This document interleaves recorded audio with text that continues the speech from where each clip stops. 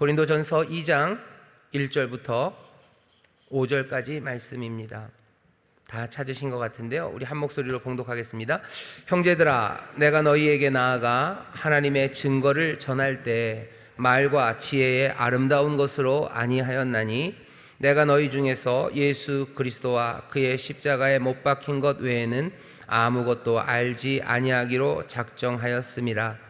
내가 너희 가운데 거할 때 약하며 두려워하며 심히 떨었노라.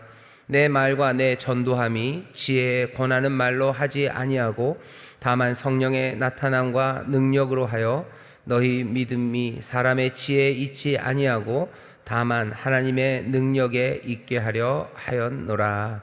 아멘. 아멘. 우리가 믿게 된 것, 그리고 우리가 믿고 있는 것이라는 제목으로 하나님의 말씀을 전했었고요. 우리도 이 말씀 고린도전서 2장 1절부터 5절까지 이 말씀으로 우리 구역에서 함께 말씀을 나눌 겁니다. 제가 알기로는 지금 구역 예배를 그래도 드리시는 구역들이 있고요. 여러 가지 상황 때문에 구역 예배를 전혀 못 드리시는 그런 구역들도 있습니다. 함께 드릴 수 있는 구역들은 감사합니다. 특별히 마스크 잘 쓰시고 또 따로 식사하시는 시간은 없을 거라고 생각을 하고요. 그리고 함께 모여서 구역 예배 드리지 못하는 분들은 줌으로 한다, 그게 만만치 않습니다. 쉽지는 않아요. 시도할 수 있는 분들은 시도하시면 좋겠고, 그것도 안 된다면 그래도 얼굴이라도 만나서 보기 어려우면 요즘 영상 통화라도 되죠.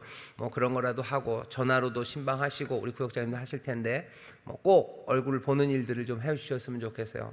그러니까 말로 하는 것과 얼굴을 보고 얘기하는 건 또 좀 다릅니다. 그러니까 할 수 있는 한 예배하기 어려우셔서 만나기 어려운 구역 식구들 그냥 문자 하나 보내는 것 해서 통화하는 것으로, 또 통화하는 것에서 영상으로 얼굴이라도 보는 것으로, 그렇게 우리가 갖고 있는 여러 가지 도구들을 사용해서 또 함께 얼굴 보고 또 격려하고 위로하고 하는 일들이 있었으면 좋겠습니다. 자, 고린도전서 2장 1절부터 5절까지 말씀을 우리가 함께 읽었습니다. 먼저 교재 첫 번째 단락을 한번 쭉 같이 읽어보시죠. 시작. 세속적 지혜를 높이 평가하고 자랑하는 고린도에서도 바울의 설교는 화려하지 않았습니다. 그는 오직 예수 그리스도와 그의 십자가만을 전하기로 작정했기 때문입니다. 바울은 교육적으로나 지적으로 부족함이 없는 사람입니다.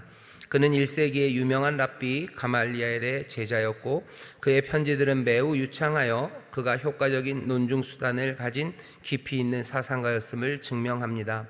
그러나 바울은 복잡한 철학적 사변이나 현란한 수사학을 동원하여 설교하지 않았습니다.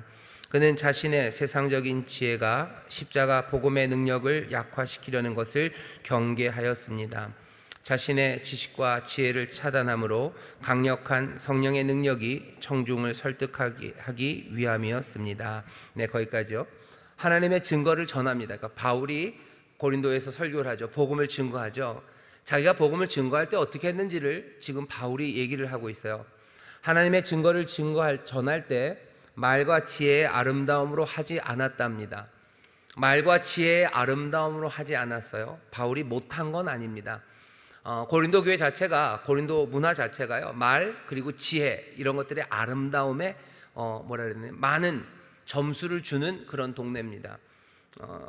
여러분들이 이게 뭔가 싶으시지만요, 문화마다 달라요. 문화마다 가치 있다고 생각하고 사람들이 좋아하는 게 다릅니다. 요즘은 말의 아름다움보다는 뭘 더 좋아하죠? 사람들이 말의 아름다움보다는요, 말의 따뜻함 이런 걸 훨씬 더 좋아합니다. 그래서 위로하는 말을 해야 돼요. 위로하고 뭔가 가슴에 와닿아서 마음을 따뜻하게 하는 말들, 그렇게 말하는 걸 좋아하죠. 옛날에는 꼭 그랬던 건 아니에요. 옛날에는 여기 있는 것처럼 지혜의 아름다움입니다. 여러분들 그 아름다움이라는 것에 대한 생각이요, 계속 변합니다.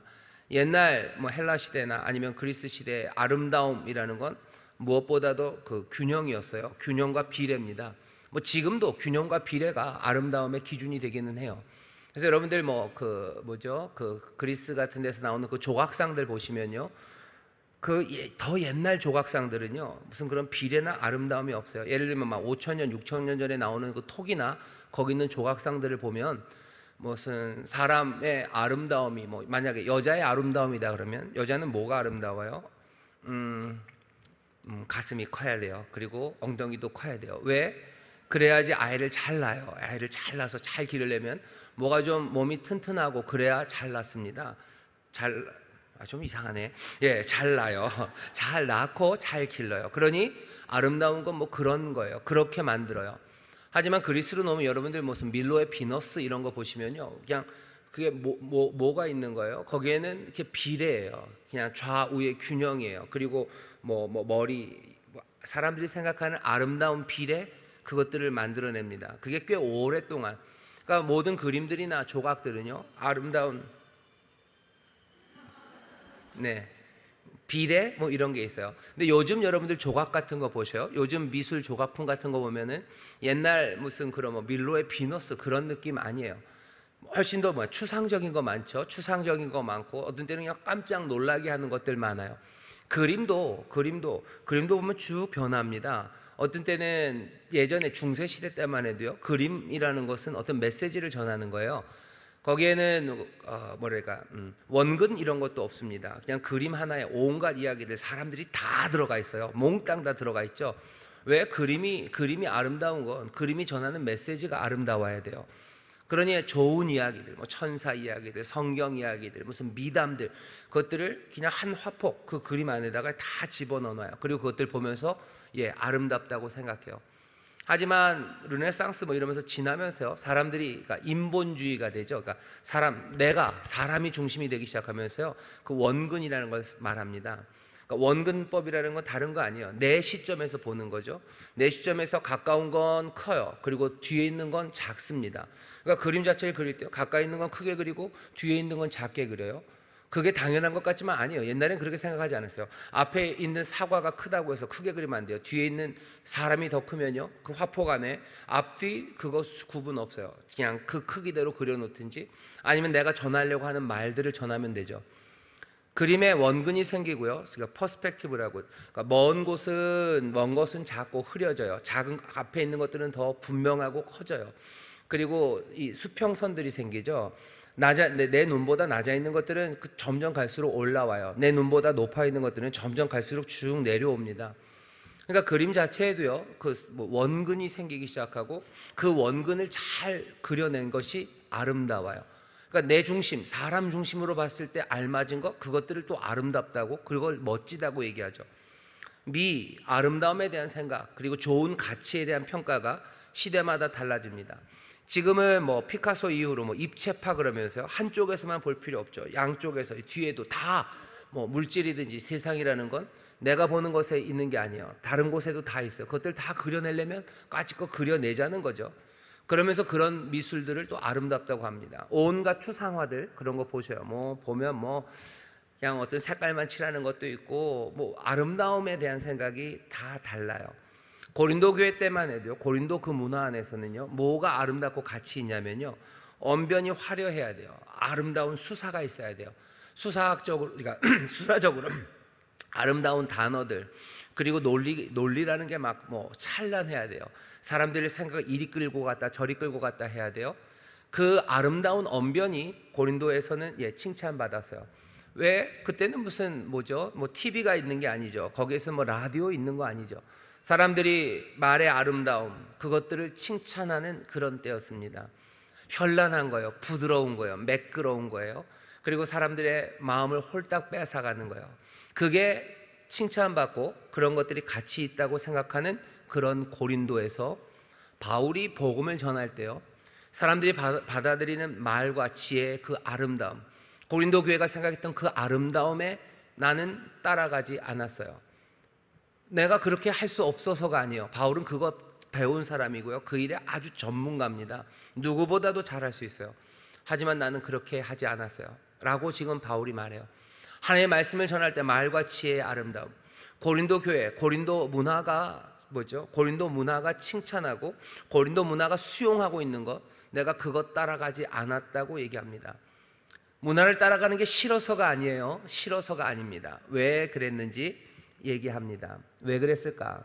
말과 지혜의 아름다움 전한 거 아니고 나는 예수 그리스도와 예수 그리스도의 십자가에 못 박힘, 그것만 전하려고 해요. 그럼 예수 그리스도를 전할 때도 말과 지혜의 아름다움으로 전하면 되고, 예수 그리스도를 전할 때도 예수 그리스도의 십자가에 못 박힘을 전할 때도 그 고린도 문화 아니면 그 당시 문화가 칭찬했던 그 말과 지혜의 아름다움으로 하면 되죠. 그 논리적이고 수사적이고 막 흔들어 놓는 그 무슨 약간의 궤변과 그리고 킥킥거림과 조금의 사티라고 그러죠. 그런 약간 비꼬는 것들, 그리고 뭐 그런 것들이 있어요. 그런 것들로 하면 되죠. 내 바울은 난 그렇게 안 했답니다. 내가 예수 그리스도를 전하고 예수 그리스도 십자가에 못 박힘을 전할 때 말과 지혜의 아름다움 그 방식으로 하지 않았대요. 왜 안 했는지는 뒤에 나옵니다.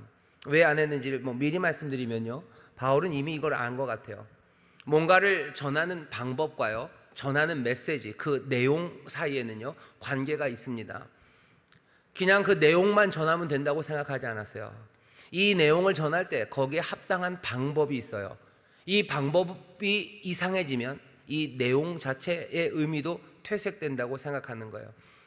그리스도 그리고 십자가에 못 박힌 게 그게 거친 것이라면 이건 어떻게 전해야 돼요? 거칠게 전해야 돼요. 거친 복음을 아주 매끄럽게 전한다면 사람들은 어떻게 받아들여요? 이건 매끄럽게 받아들여요. 이건 지금 20세기 말에 사람들이 커뮤니케이션이라는 학문을 만들어요. 그 중에서 꽤 유명한 사람이 맥루한이라는 사람입니다. 마샬 맥루한이 말한 그 책 제목이 그래요. The medium is the message예요. 그러니까 전달하는 그 미디움, 전달하는 그 방법이요, 다른 게 아니라 그게 메시지예요. 전달하는 방법이 메시지를 전합니다. 예를 들면 여러 가지 예가 있는데 갑자기 생각이 안 나네요. 이런 거죠. 여러분들은 누굴 제일 못 믿을 만한 사람이 누구죠? 담임 목사 그러는 것 같은데 텔레비전에서 선전을 할 때도요, 누가 와요? 그러니까 믿을 만한 사람이 와서 얘기해야 돼요.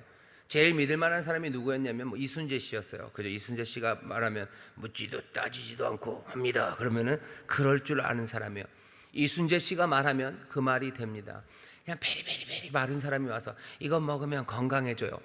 여기 이 약에 무슨 튼튼하게 하고 건강하게 하는 성분이 있어요라는 컨텐츠, 그 내용을 전해요.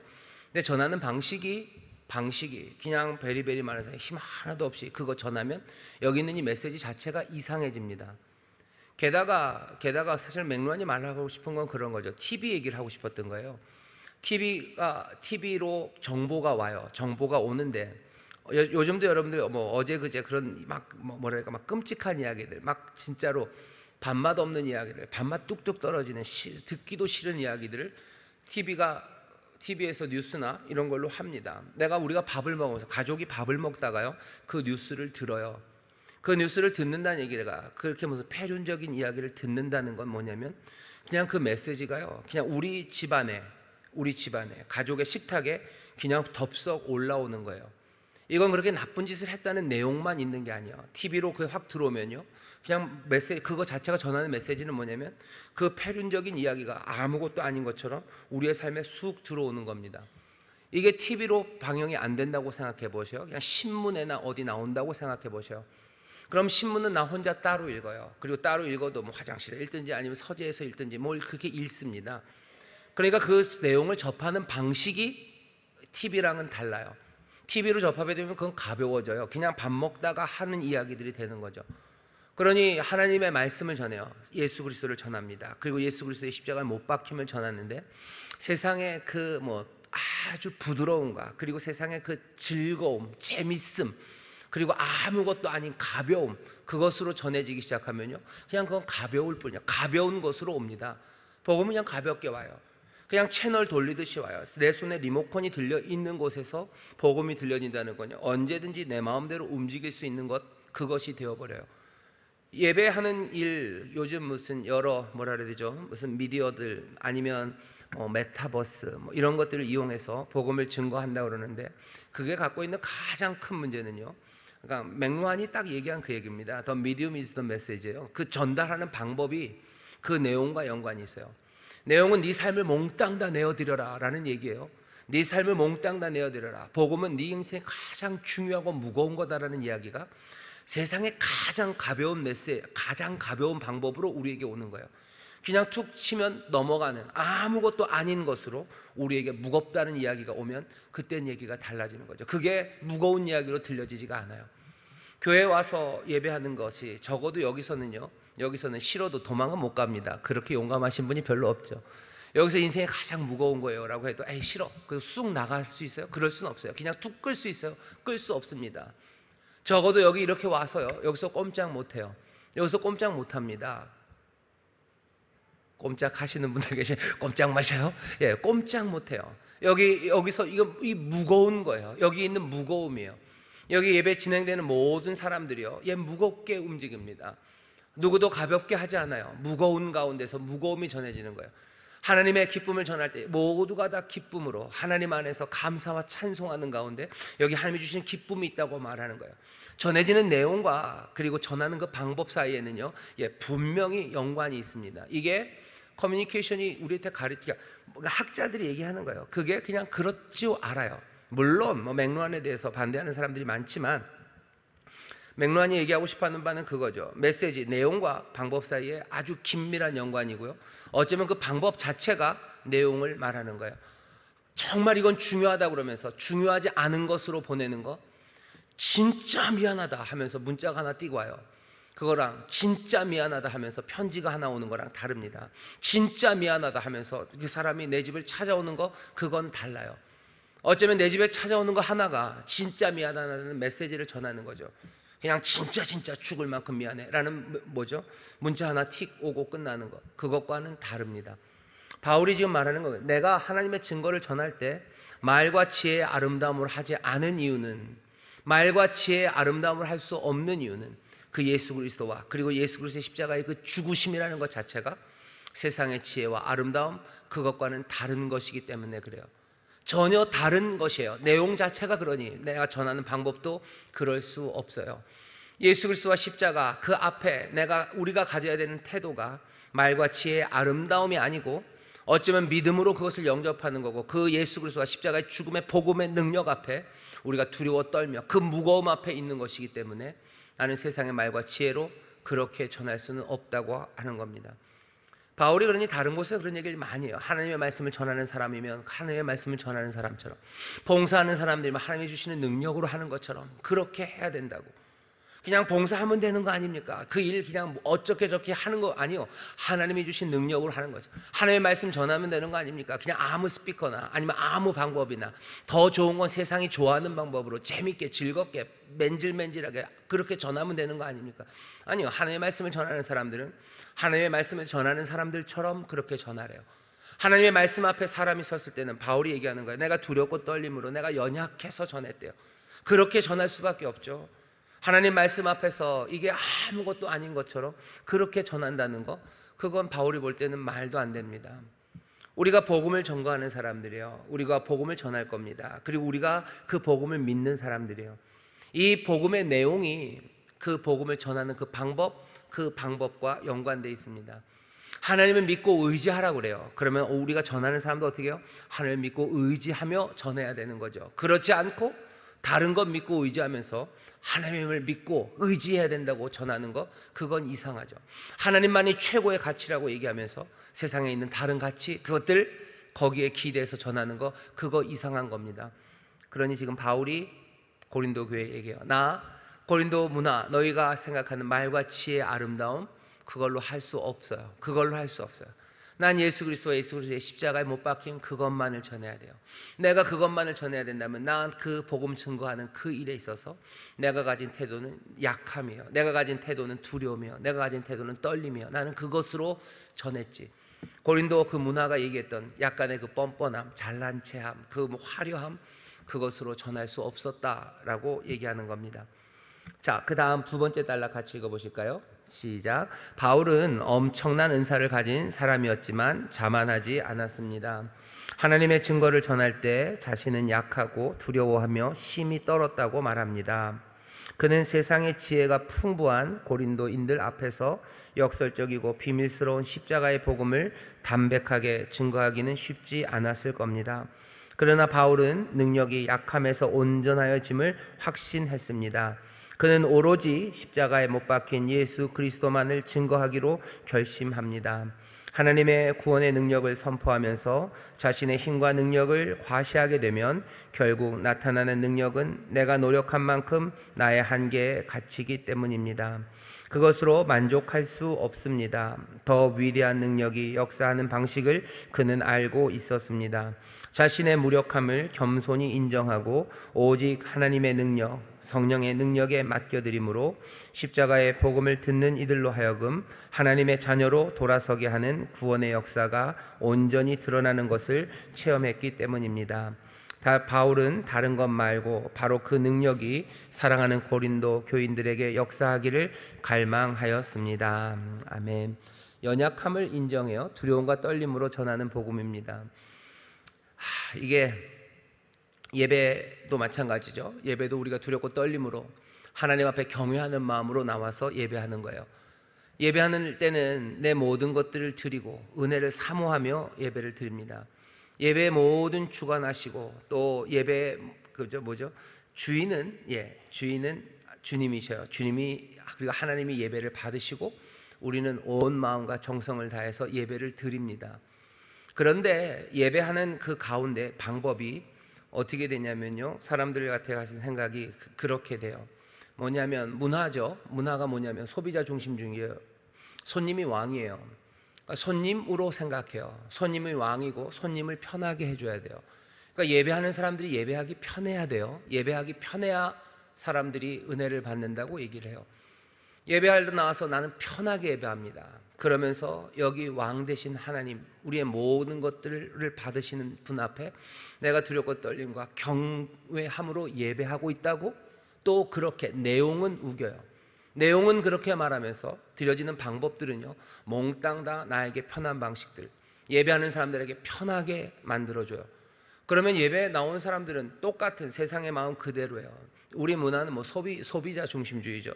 내를 만족시켜줘야 돼요. 나를 만족시켜줘야 돼요. 내가 볼 때 거슬리면 안 돼요. 내가 볼 때 편해야 돼요. 내게 만족이 돼야 돼요. 그러면서 하나님 앞에 내 삶을 드린다고 내용은 그렇게 하면서 예배 형식은 그렇게 갑니다. 그리고 그렇게 가야 된다고 얘기하는 사람들이 있어요. 바울은 고개를 까닥까닥하게 아니 그거 아니다. 그건 아니다. 그거 아니다. 십자가에 못 박힌 예수 그리스도를 전하며 또 십자가에 못 박힌 예수 그리스도를 믿는 믿음으로 하나님 앞에 나와서 그 구원의 감격을 누리는 사람들이 내 만족, 내 편함을, 마음에 그런 게 남아 있을 수는 있어요. 하지만 그것들을 조장하고 그렇게 해야 된다고 말하는 거, 그건 또 다른 문제죠. 우리가 하나님 앞에 나올 때도 여전히 세상 문화의 소비자 중심주의 그거 가지고 나올 수 있어요. 하지만 여기선 그것들을 내려놓아야 되는 자리지, 그것들을 더 부추기고 또 거기에 만족을 주는 자리가 되어야 되나? 그건 아닙니다. 그러니까 교회에 나온 성도들 아주 편하게 해줘야 되고, 그 사람들에게 필요한 것들을 채워줘야 되고, 채워줘야 되는 것들이 분명히 있죠. 영적인 것들이요. 하나님 앞에 경외함으로 내 온 마음을 드리고, 내가 두렵고 떨림으로 믿음으로 찬송하고 감사함으로 기도할 때 하늘의 것을 받아 누리러 오는 거지, 내가 여기서 세상에서 누렸던 소비자의 권리를 찾기 위해서 여기 오는 건 아닙니다. 찬송가를 안 갖고 오니까 자막을 띄워줘야 돼요. 이거를 해야 돼요. 저걸 해야 돼요. 성경을 안 가져오니까 여기다가 성경 구절 띄워줘야 돼요. 하면 친절하게 그냥 집중해서 알아듣기 어려우니까, 집중해서 안 들으니까 그걸 다 해야 돼요. 시청각 자료들을 넣어줘야 돼요. 시청각 자료 넣어줄 수 있어요. 근데 그게 집중하지 못하는 사람들, 그 사람들이 만족하기 위해서 해줄, 그건 아닙니다. 그렇게 할 일은 전혀 아닙니다. 얘기해야 되는 건 집중하라고 해요. 마음을 다해서 들어야 돼요. 내가 모르면 잘 못 알아듣게 성령님의 도우심을 구하며 사모하며 나오라고 얘기해야 되는 거지, 그거 안 되니까 뭐라도 이거저거 해서 편하게 예배드릴 수 있게 해야 된다. 그건 좀 이상합니다. 연약함을 인정해요. 두렵고 떨림으로 전합니다. 예배하는 이들도 그렇게 하는 거예요. 우리가 전하는 거, 우리가 믿고 고백하는 그 내용과 우리가 하는 그 방법들 사이에 그 연관이요. 방법이 그러면 사실은 그 내용을 말합니다. 여기 와서 예배하는 모든 이들이요, 두렵고 떨리는 자세로, 그렇게 사모함으로, 내가 부족하고 연약해도 내가 주 앞에 구하는 마음으로 앉아 있다면 그냥 그것 자체가, 미디움이 뭐가 되는가? 그게 메시지가 되는 거예요. 미디움이 메시지죠. 그 방법 자체가 메시지예요. 전하는 메시지가 이 방법들과 일치되냐 아냐를 떠나서요, 맥락이 말하려고 하는 게 그거예요. 방법, 그러니까 메시지, 미디움이 메시지가 됩니다. 그냥 기쁨이 가득한 사람은요, 그냥 기쁨이라는 콘텐츠, 그 내용을 전하는 거예요. 두렵고 떨리는 마음으로 연약함으로 주 앞에 나와 그냥 무릎 꿇어 예배하고 주 앞에 그렇게 오는 삶 그 자체가요, 그게 메시지입니다. 거기에 내용이 들어있어요. 연약함을 인정합니다. 두렵고 떨림으로 복음을 전합니다. 하나님의 능력을 의지하며 전하는 거예요. 믿음이라는 건 그러니 연약함을 인정하는 능력입니다. 복음 앞에 나와서 연약함을 인정하고 그 연약함을 인정한다는 게 믿음이에요. 믿음이라는 건 나중에도 뭐 얘기하겠지만, 믿음이라는 건 뭐죠? 이건 기댄다는 거예요. 맡긴다는 거예요. 내가 능력이 많으면 맡길 필요 없죠. 기댈 필요 없죠. 내가 믿음이 강하다는 건 더 많이 맡기는 거예요. 더 많이 기대하는 거예요. 그건 떨리는 일입니다. 신뢰함으로 내 연약함을 어쩌면 알아요. 그리고 여기 있는 은혜와 성실하신 사랑을 내가 신뢰합니다. 그러니 내가 더 기대요. 믿음이 강해진다는 것, 내가 더 큰 믿음을 갖는다는 것, 내 연약함에 대한 더 깊은 인정과 그리고 하나님의 은혜와 그 성실하신 능력에 대한 더 깊은 확신입니다. 그것이 우리로 하여금 더 큰 믿음을 갖게 한다는 뜻이에요. 바울은 그래서 지금 얘기하는 거죠. 잘난 척하고 문화에 맞고, 아니 그런 거 아니다. 믿음으로 구원 얻었고 믿음으로 살 거예요. 저 더 연약함으로, 그리고 더 하나님 앞에 기대고 의지함으로, 더 두렵고 떨림으로 우리가 살아가야 되고, 내가 고린도에 살 땐 그렇게 했었는데 그게 너희들 고린도 문화에서 봤을 땐 이상하겠지. 왜? 고린도 문화에서는 잘난 척 해야 돼요. 그래야지 박수 쳐줍니다. 여러분들 무슨 잘난 척하는 사람들한테 박수 쳐줄까 싶죠. 아니요, 요즘도 좀 그래요. 잘난 척하는 사람에게 박수 쳐줘요. 연약하고 부족하고 못난 사람들에게, 그 사람들에게 박수 쳐주지 않습니다. 뭐죠? 이렇게 얘기하면 여러분들이 저를 미워할지도 모르는데, 여러분들 강다니엘 좋아하시나요? 전혀 모르시는군요. 좋습니다. TV에 같은 데 나오면요, 뭐 아이돌들 뭐 이런 애들 나와요. 이런 친구들 나오면 그 친구들이 뭐 하는 거예요? 뭐 좀 그렇지만 자기의 잘남을 보여주는 거예요. 잘났죠. 잘났고 자신 있고 멋지고 훌륭하고, 잘나고 멋지고 훌륭하고, 그래서 칭찬받는 사람들, 그 사람들에게 더 칭찬을 합니다. 부족하고 연약하고 못난 사람들에게 박수 쳐주지 않는 문화예요. 그렇죠? 뭐 조금이라도 1cm라도 커야 돼요. 그리고 뭐 1mm라도 잘생겨야 돼요. 그래야 인정해 줍니다. 믿음은 그 반대예요. 연약함을 인정하는 능력이에요. 점점 더 연약하고 점점 떨어요. 이런 사람을 누가 인정해 줍니까? 당당하고 멋진 사람. 바울은 근데 얘기하는 거죠. 난 그럴 수 없었다는 거예요. 복음을 전해야 돼. 난 믿음으로 살아갈 거고, 난 그리스도의 복음, 하나님 앞에서 나는 경외함으로 살아가는 사람. 난 너희들 고린도 문화가 요구하는 그것, 난 그것들을 버린 사람이에요. 난 그것들을 버렸고 연약함을 인정하면서, 그러니 예수 그리스도와 예수 그리스도의 십자가의 복음을 증거하는 데 있어서, 그 죽으심을 증거하는 데 있어서 내가 전한 방식, 그 방식이 나는 옳다고 생각한다라고 지금 말하는 겁니다.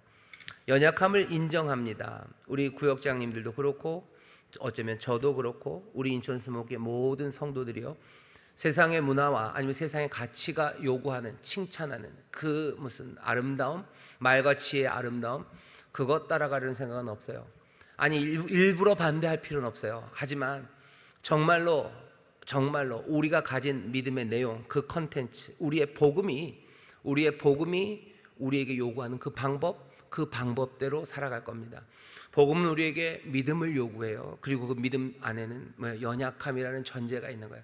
우리는 연약하고, 아니 더 연약하고, 그 가운데 하나님의 은혜는 점점 더 굳건해지고 점점 더 아름다워지고, 우리는 더욱더 믿음으로 의지하며 그렇게 살아갑니다. 복음에 합당하게 살아갈 거예요. 그게 다른 문화에, 세상의 문화에 어떤 때는 맞아 들어갈 때도 있고요, 아닐 때도 있습니다. 일부러 반대할 필요도 없고 일부러 쫓아갈 필요도 없어요. 우리가 해야 되는 건 그 복음에, 내가 가진 그 생명에 합당하게 살아가는 거예요. 바라는 건 온 세상이 이 길을 따라오기를 바라는 거죠. 우리는 그것을 따라가려고 하는 사람도 아니고 그것을 반대하려는 사람도 아니에요.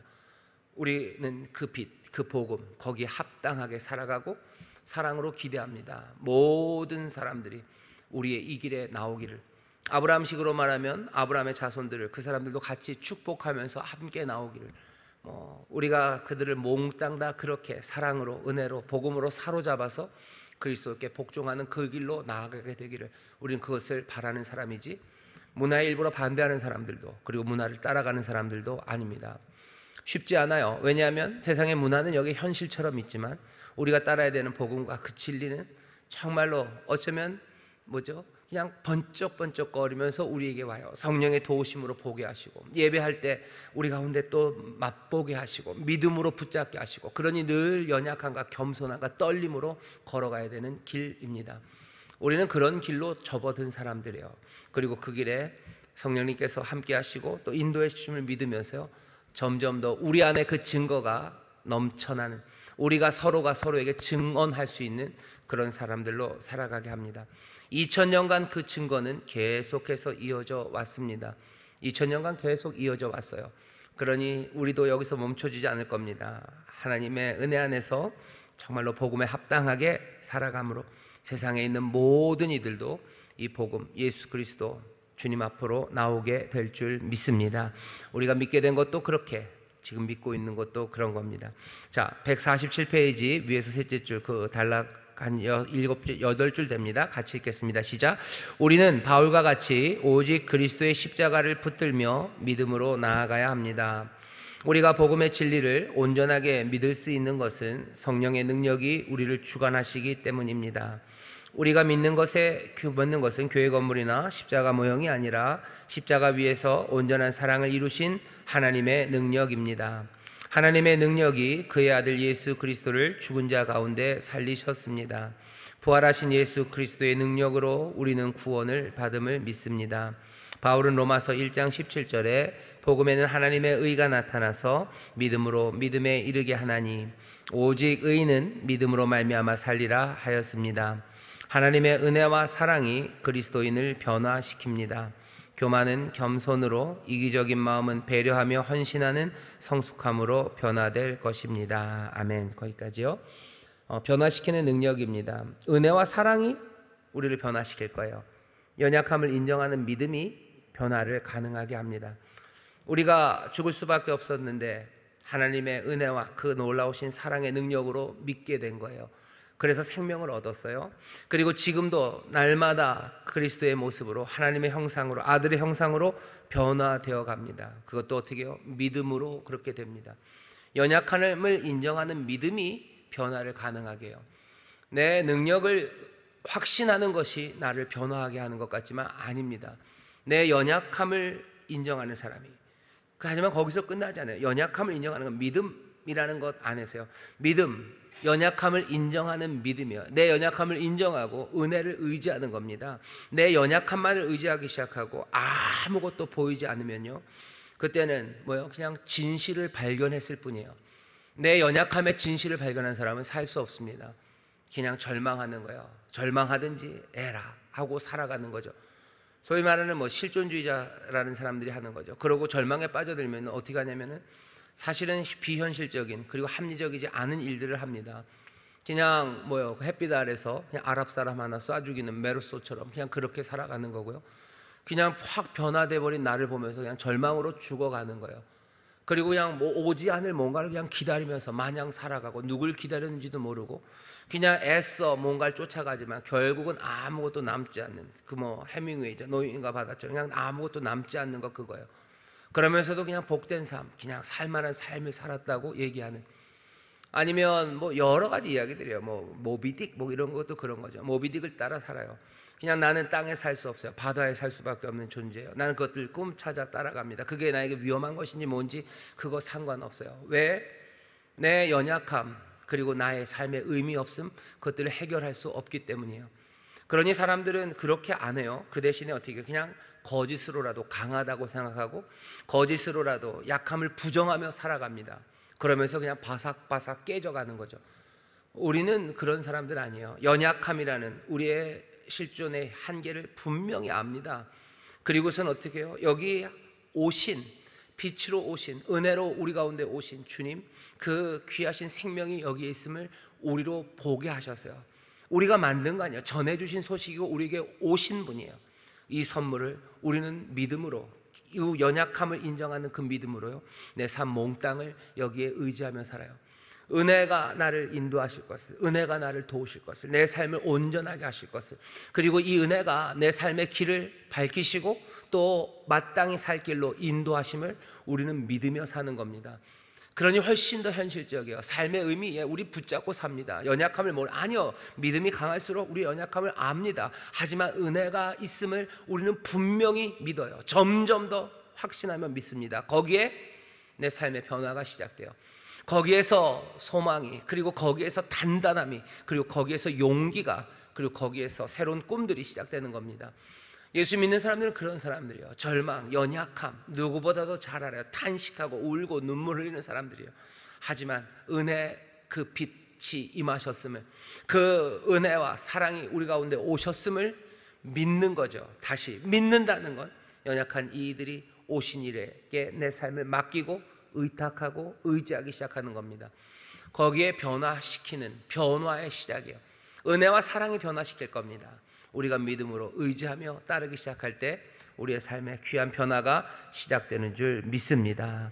이게 바울이 믿는 바고요. 그리고 성경이 우리에게 알려주는 겁니다. 마지막 단락 4줄만 같이 읽겠습니다. 시작. 우리가 믿게 된 것도 하나님의 능력 때문입니다. 우리가 지금 믿고 있는 내용도 복음은 하나님의 능력이라는 사실입니다. 우리가 지금 세상의 모든 반대와 조롱에도 불구하고 여전히 믿을 수 있는 것 또한 복음에서 확인된 하나님의 능력 때문입니다. 우리가 복음의 증거입니다. 그리고 우리는 이 복음을 증언하는 증인입니다. 아멘. 하나님의 능력에 대한, 하나님의 능력에 대한 믿음입니다. 이 얘기는 다른 말로 하면 우리의 연약함에 대한 인정이에요. 우리가 믿게 된 것도, 그리고 지금 믿고 있는 것도 다른 것 아니죠. 하나님의 능력, 우리는 그것을 믿습니다. 그 얘기는 우리의 연약함을 우리는 절감하는 사람이에요. 연약하게 믿습니다. 그리고 거기에 능력이 있음을 알아요. 그게 우리가 붙잡고 또 우리에게 역사하는 복된 소식, 복음입니다. 연약하다라는 이야기가 어떻게 복음이 되겠습니까? 하나님의 능력이 우리와 함께 하시기 때문이요. 십자가가 우리에게 보여주는 것은 우리의 연약함이고, 또 십자가가 우리에게 보여주는 건 그래서 하나님의 능력입니다. 연약한 자들이 하나님의 은혜와 변치 않는 사랑을 믿고 의지하기 시작할 때 그 능력이 내 삶을 변화시켜요. 그게 내 삶을 바꿔나가기 시작합니다. 복음 안에서 이 일들이 이루어지기를 바랍니다. 우리 구역장님들 누구보다도 강한 믿음의 사람들이 되길 바라요. 흔들리지 않는 믿음, 흔들리지 않는 믿음은요, 내 연약함에 하나님의 사랑과 능력, 그것에 온전히 의지하기 시작하는 거예요. 그게 강한 믿음입니다. 그러니 누가 참소하는 자들이 와서 너 못났다고 얘기해도요, 우리는 흔들리지 않아요. 잘난 척하고 살아가는 사람들 안타깝죠. 자기의 능력을 의지하고 살아가는 사람들, 참소하는 자들이 오든지 아니면 세상이 너 별것 아니다라고 말하기 시작할 때 그것들을 어떻게 해결할 수 있는 방법이 없어요. 아, 내가 못난 사람이네 라는 걸 생각하는 순간 사람들은 다 그 순간에 갑니다. 누구도 그 순간을 피할 수 없어요. 그 결정적인 시간은요, 죽음의 시간입니다. 아무리 잘난 사람도요, 죽음이라는 걸 맞이해요. 정말로 죽는 시간도 있고요, 죽음과 같은 시간들을 맞이합니다. 그때 내가 할 수 있는 말 다른 것 없어요. 내가 연약함이 그냥 감정으로 절감되는 게 아니라요, 그 연약함의 현실에 그냥 꽝 부딪히는 거예요. 그리고 나서는 어떻게 합니까? 아무것도 할 수 없죠. 하지만 우리는 괜찮아요. 우리는 우리의 연약함, 사망, 그리고 죽음 앞에서 우리의 연약함, 인생의 여러 문제 앞에서 연약함, 우리는 누구보다도 잘 알아요. 하지만 이 모든 연약함이 그 은혜 안에, 그 능력 안에서 이제 해결되고 또 그 안에서 새로운 생명을 주심을 우리는 분명히 붙잡는 그런 믿음의 사람들이에요. 나는 연약하고 나는 죽을 수밖에 없지만 주께서 부활의 생명을 나에게 주시고, 나는 연약하지만 주는 강하시고, 나는 부족하지만 주는 부요하시고, 나는 못났지만 주께서 나를 도와주셔서 내 삶을 의미 있고 그리고 흔들리지 않는 복된 삶이 살아갈 수 있도록 우리를 인도하고 계심, 이 복음을 우리는 붙잡은 사람들입니다. 이 복음의 능력으로 우리 구역장님들 충만해지시기를, 이 믿음으로 강건해지시기를 주의 이름으로 축원합니다. 그런 사람들이 하나님의 능력을 누립니다. 자, 한 걸음 내딛게 같이 읽어볼까요? 시작. 우리의 연약함을 인정할 때 믿음이 일하기 시작합니다. 믿음은 의지하는 것입니다. 강한 믿음이라는 것은 더 많이 전적으로 기대는 것입니다. 연약하니까 기대는 것입니다. 내 연약함을 인정하고 전적으로 주님을 의지하고 믿었을 때 주님의 능력이 역사했던 경험들을 이야기해 봅시다. 아멘, 아멘. 내 연약함을 인정하고 주님 의지했을 때 주의 능력이 나타났던 그 귀한 일들이 많습니다. 사실은 병 낫기를 위해서 기도하는 시간들 대부분이 그런 시간이에요. 내가 할 수 있는 것 없죠. 나는 주님의 은혜, 성령님이 주시는 치유의 능력, 그것들을 의지하는 거예요. 믿음으로 기도하는 겁니다. 믿음으로 기도해요. 연약하니까 기도하는 거예요. 연약하지만 주를 의지하기에, 그 능력을 의지하기에 기도하는 거죠. 내가 연약하지 않으면 기도하겠습니까? 아니죠. 무슨 침이라도 끊어서 침이라도 놔주겠죠. 침이라도 놔주고, 아니면 뭐 좋은 약 있으면 좋은 약 갖다 주겠죠.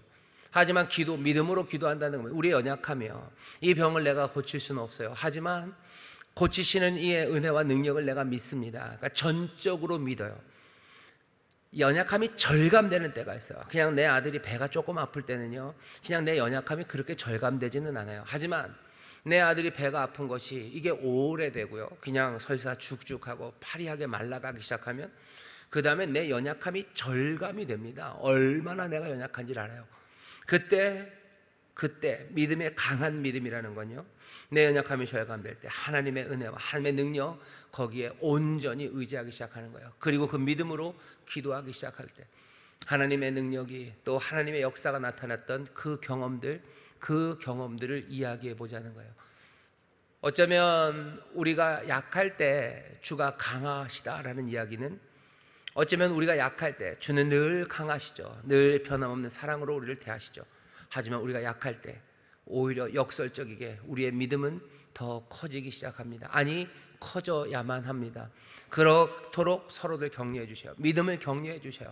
약할 때 주님 의지하자고 격려해 주셔요. 약할 때 주가 강하시다고 얘기해 주셔요. 우리가 부르는 찬송이 그 얘기예요. 약할 때 강함 되시네 라는 이야기가 그 얘기입니다. 이 경험들, 이 기적이 우리 가운데 넘쳐날 줄 믿습니다. 한번 걸음 내딛기, 두 번째 같이 읽죠. 시작. 바울은 우리의 부르심을 보라고 하면서 고린도 교회 사람들이 세상의 기준으로 못난 사람들임을 확인시켜 주었습니다. 그런데 세상의 기준으로 보았을 때 잘난 사람들 중에도 예수님을 믿게 된 사람들이 있습니다. 그런 사람들은 주님이 부르신 사람이 아닌가요? 주님이 부르신 사람 맞습니다. 이 사람들은 어떻게 믿게 됩니다? 똑같은 방식입니다. 우리가 믿게 된 것, 그리고 우리가 믿게 있는 것은 뭐예요? 우리의 연약함에 대한 믿음입니다. 그리고 하나님의 은혜와 사랑의 능력에 대한 믿음입니다. 내가 잘나고 나는 하나도 연약하지 않다는 사람들, 그런 사람들은 주 앞에 부름받은 사람은 아닙니다. 세상의 기준으로 볼 때 가난하고 어렵고 약한 사람이 또 믿음의 그 연약함을 가진 것도 아닙니다. 정말로 내 연약함으로 하나님의 은혜와 사랑의 능력을 믿는 사람들, 거기에 의지하는 사람들, 그 사람들이 연약한 사람들이고, 그 사람들이 믿음의 사람들이고, 그리고 그 사람들이 하나님의 부르심을 받은 하나님의 자녀들입니다. 바울은 그렇게 알고 있어요. 그리고 그렇게 가르치고요, 교회는 늘 그렇게 이 믿음 가운데 살았습니다.